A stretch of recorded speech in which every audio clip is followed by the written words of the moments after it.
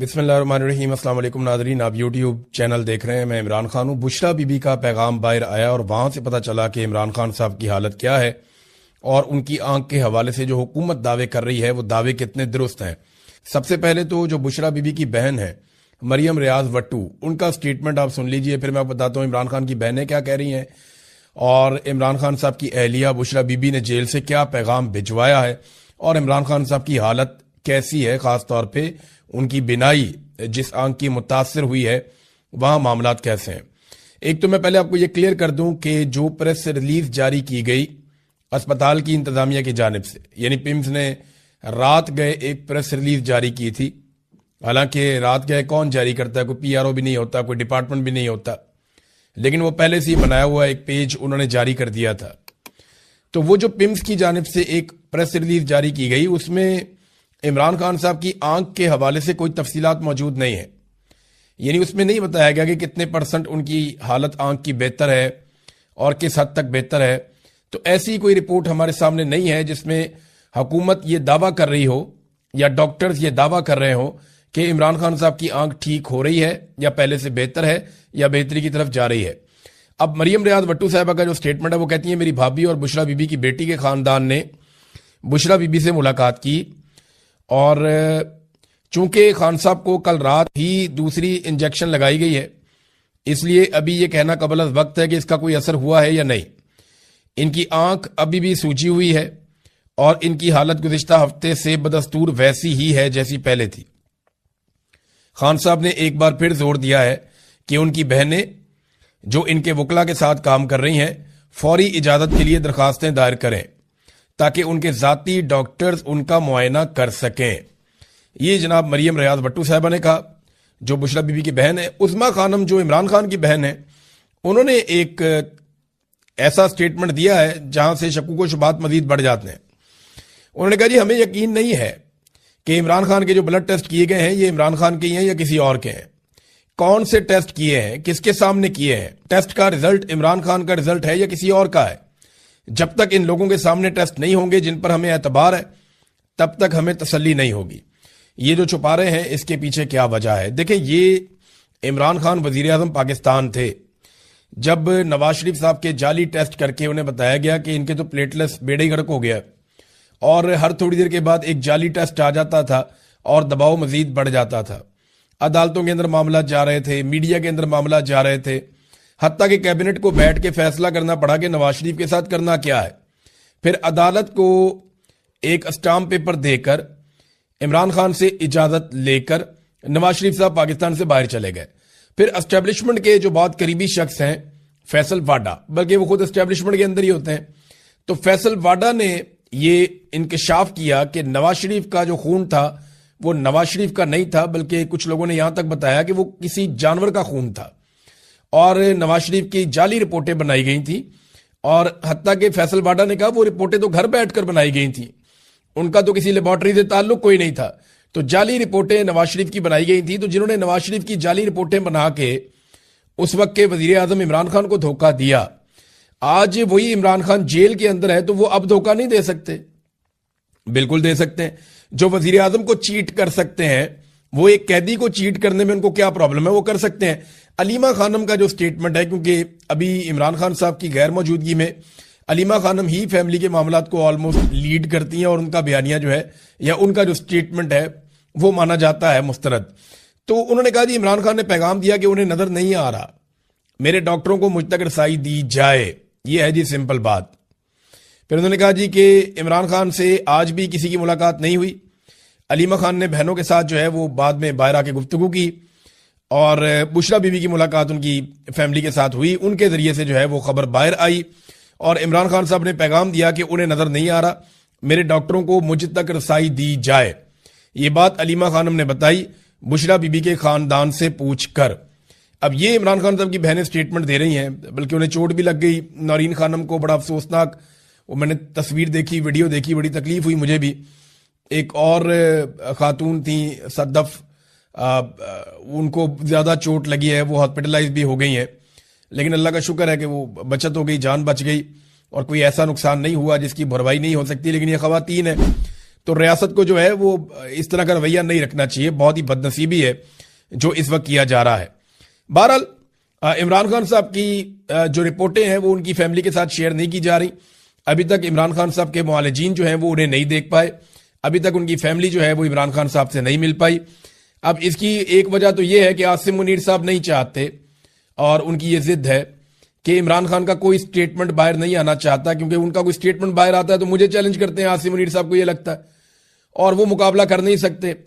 DJI SPR भी बोल बोल के थक गए, लिहाजा उन्होंने सोचा कि इमरान खान की आवाज ही बंद कर दो, मुलाकात करवाओ ही ना। दूसरा, या तो ये जेल में कुछ ना कुछ ऐसा जरूर कर रहे हैं जो ये चाहते हैं कि बाहर किसी को पता ना चले, क्योंकि कुछ अर्सा पहले मोहसिन नकवी ने और बाकी लोगों ने दावा किया कि हम इनके खानदान के किसी और शख्स को मिलवा सकते थे, लेकिन खानदान के अंदर भी जो डॉक्टर हैं, एक वो बरकी साहब डॉक्टर हैं, एक इमरान खान की बहन डॉक्टर हैं, उन लोगों को मिलवाने से इनकार किया। यानी ये चाहते हैं कि कोई डॉक्टर इमरान खान के करीब ना जाए, चाहे वो फैमिली का हो, चाहे वो फैमिली के बाहर हो, या इमरान खान साहब का जाती मुआलिज हो। सिर्फ सरकारी डॉक्टर्स जिनको चुना जाएगा वही डॉक्टर जाएंगे और जाकर इमरान खान साहब को देखेंगे। अब वहां सोर्सेज से खबरें बाहर आती रहती हैं, इससे पहले भी आती रही हैं, आइंदा भी आती रहेंगी, आपको पता चल जाएगा। दूसरी जानिब नादरीन, जो इमरान खान साहब की रिहाई के लिए इमरान खान रिहाई अमन फोर्स बनाने का ऐलान किया था सुहेल आफरीदी ने, उसके ऊपर बहुत रोला पड़ गया है। पार्टी का एक धड़ा जो है वो डट गया है कि हमें तैयारी करनी चाहिए, नौजवानों को इकट्ठा करना चाहिए, बड़े पैमाने पर एक ताकतवर फोर्स नौजवानों की तैयार करनी चाहिए और बगैर लड़े पुरअमन तरीके से एहतजाज करके और एक मुनज़्ज़म तरीके से इमरान खान साहब की रिहाई का रास्ता निकालना चाहिए। तो अब इसका नाम बदलने की बातचीत हो रही है, क्योंकि लफ्ज फोर्स जो है उस पर लोगों को एतराज आ गया कि जनाब ये फोर्स कैसे हो सकती है, तो फोर्स का लफ्ज इस्तेमाल ना किया जाए, तो इसका कोई और लफ्ज इस्तेमाल किया जाए। अब इस पे बहस हो रही है, कुछ लोग डट गए हैं, कुछ लोग जो है वो नया स्टेटमेंट दे रहे हैं। लेकिन इस पे जुनैद अकबर साहब ने एक बात की है। जुनैद अकबर साहब का कहना है, रिहाई फोर्स के नाम पर पार्टी में इख्तलाफ राय है, हम अब भी चाहते हैं कि मुज़ाकरात हों, लेकिन जब आप हमें दीवार के साथ लगाएंगे तो हमारे पास ऑप्शन ही क्या बचता है, हमारे पास वक्त बहुत कम है।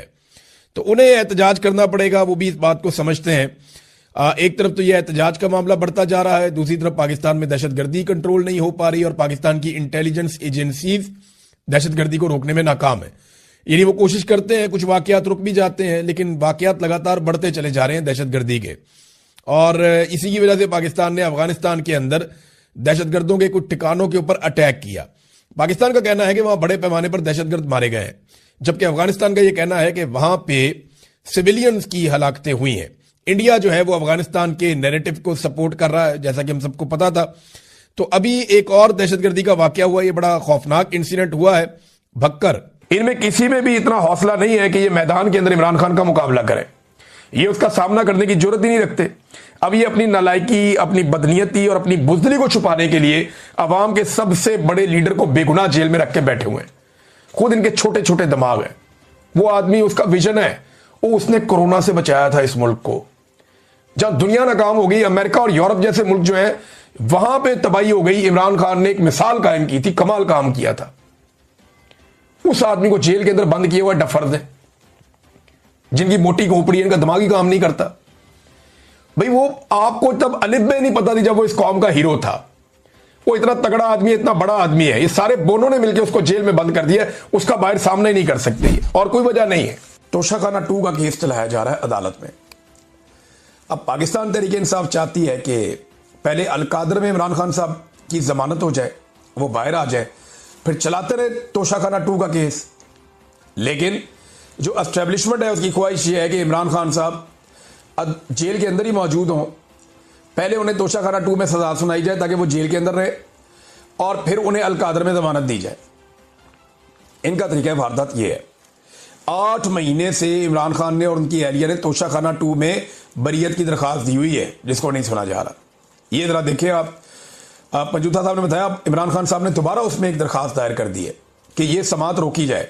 यानी जब तक पाकिस्तान तहरीक इंसाफ की स्ट्रेटेजी ये है, जब तक इमरान खान साहब की अलकादर यूनिवर्सिटी केस में जमानत नहीं हो जाती तब तक तोशाखाना 2 की समात रोकी जाए और इसमें सजा होने से रोकी जाए।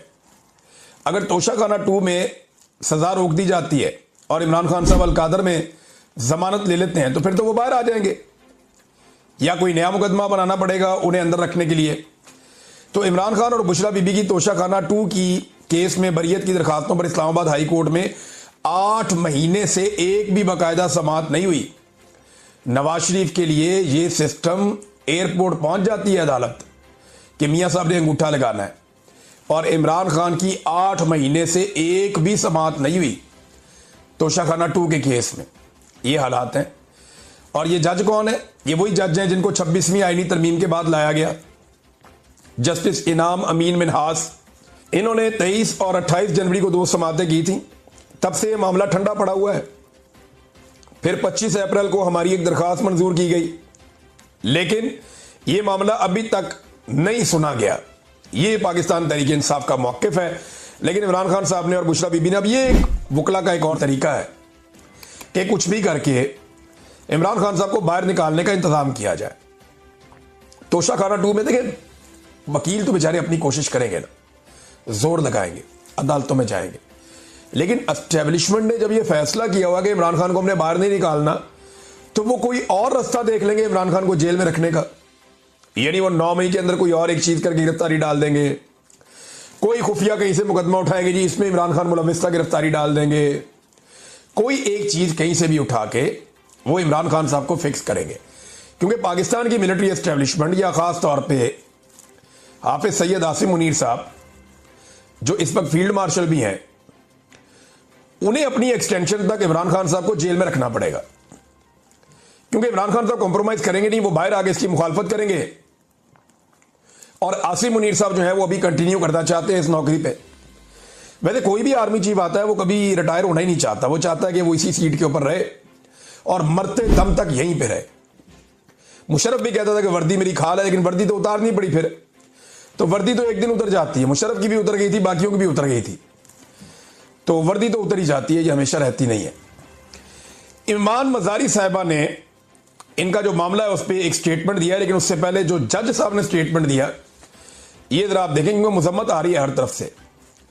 एक तो लाहौर हाई कोर्ट बार ने जस्टिस डोगर को नौकरी से फारिग करने का मुतालबा कर दिया। उन्होंने एक मुजम्मती बयान जारी किया कि ईमान मजारी अपने क्लाइंट की नुमाइंदगी के लिए अदालत गई थी, ना कि चीफ जस्टिस का दीदार करने। चीफ जस्टिस का आमराना रवैया जजेस कोड ऑफ कंडक्ट का सरीहन खिलाफ वर्जी है और ऐसे जजेस को अदालती कार्रवाई से दूर रखना चाहिए। लिहाजा सुप्रीम जुडिशल काउंसिल नोटिस ले और जस्टिस डोगर को ओहदे से फारिग करे। वैसे इनके खिलाफ सुप्रीम जुडिशल काउंसिल में केस या रेफरेंस बना के भेजना चाहिए। दूसरा, खवातीन ने इसकी बड़ी मुखालफत की है। ये कुछ खवातीन के स्टेटमेंट भी हैं। 41 खवातीन वकला ने इस्लामाबाद हाई कोर्ट के हवाले से एक दस्तखत करके एक मुज़ब्बती बयान जारी किया है। खवातीन वकला की चीफ जस्टिस की जानिब से एडवोकेट ईमान मजारी के मुतालिक गुज़िश्ता रोज़ के रिमार्क्स की मजम्मत की है। ख़त में कहा कि खवातीन वकला की हैसियत से चीफ जस्टिस सरफराज डोगर ने ईमान मजारी मुतालिक रिमार्क्स की मजम्मत हम करती हैं। रिपोर्ट के मुताबिक चीफ जस्टिस ने ईमान मजारी को तौहीन अदालत कार्रवाई की धमकी दी। चीफ जस्टिस ने ईमान मजारी के शौहर को कहा कि इसे समझाएं। चीफ जस्टिस के रिमार्क्स जिनसी तफरीक, धमकी आमेज और एक जज की तरफ से नामुनासिब रवैया पर मबनी है। तो ये उन्होंने खवातीन ने भी इसकी मुखालफत की है। अब चीफ जस्टिस ने उसके बाद सफाई पेश की। वो ये कहते हैं कि तौहीन अदालत की कार्रवाई हुई तो बच्ची का कैरियर खराब हो जाएगा। उन्होंने वजाहत की कि ईमान मजारी मेरी बेटियों की तरह है। मैं कल उसे समझा रहा था, मैंने कहा कि आप मेरे फैसलों से इख्तलाफ कर सकती हैं, ज़ात पर ना करें। मैंने तो नहीं कहा कि मैं पकड़ लूंगा, इस बात को कल से फैलाया जा रहा है। हादी साहब खड़े थे, मैंने कहा कि इन्हें पकड़ कर ले जाओ वरना मैं तौहीन अदालत की कार्रवाई कर दूंगा। अब ये जज साहब जो है ना मुकर गए अपनी बात से। हादी साहब ने दोबारा दोहराया कि नहीं जज साहब, आपने ये नहीं कहा था, आपने कहा था कि मैंने इसे पकड़ लिया ना। तो वैसे मैं आपको एक बात बताऊं, पकड़ना तो जब भी है वो अल्लाह रब्बुल इज़्ज़त ने पकड़ना है। उसकी पकड़ बड़ी सख्त है, वो पेशानी के बालों से और पैरों से पकड़ देता है, इंसान हिल भी नहीं सकता। अल्लाह ताला कुरान पाक में कहता है बार बार कि उसकी पकड़ बड़ी सख्त है मेरे अल्लाह की। तो पकड़ने का इख्तियार तो सिर्फ अल्लाह के पास है। आप कहां से खुदा बन रहे हैं कि मैंने पकड़ लिया ना। और अगर किसी दिन आपको अल्लाह के हुक्म से अवाम ने पकड़ लिया ना, तो फिर आप देखिएगा क्या होगा। और बहुत सारे ममालिक की मिसालें आपके सामने हैं जो वहां पे ऐसे जजेस के साथ जो एस्टेब्लिशमेंट के या हुकूमतों के इशारों पर नाचते थे उनके साथ हुआ। लिहाजा अपना अपना किबला सबको दुरुस्त रखना चाहिए। ईमान मदारी साहबा का भी इस पर स्टेटमेंट आया। ईमान मदारी साहबा ने कहा कि पहले तो चीफ जस्टिस साहब ने बदतमीजी की, मुझसे मेरी काम की जगह पर मुझे हरास किया गया। देखिए ना, यही बात मैं कर रहा था कल भी कि इनको हरासमेंट का केस करना चाहिए। और खुली अदालत में मुझे धमकी दी गई, अपने किए पर शर्म तो इन्हें आनी नहीं और आज भी सेक्सिस्ट रिमार्क्स पास कर रहे हैं। मैं ना तो उनकी बेटी हूं ना ही बच्ची हूं, मैं एक प्रोफेशनल वकील हूं। तूफाने बदतमीजी करके अब कहते हैं मेरी बात सही कोट नहीं की गई और आज भी वही रवैया है। तो ये ईमान मदारी साहबा ने और उनके शौहर ने खुलकर बताया कि अब चीफ जस्टिस अपने बयान से भाग रहे हैं और झूठ बोल रहे हैं। असल बात वही है जो कल उन्होंने अदालत में कही और मीडिया ने उसको रिपोर्ट किया था। अगले वीलॉग में आपको बताऊंगा। अब तक के लिए इतनी, अपना ख्याल रखिएगा, अपने चैनल का भी। अल्लाह हाफिज़।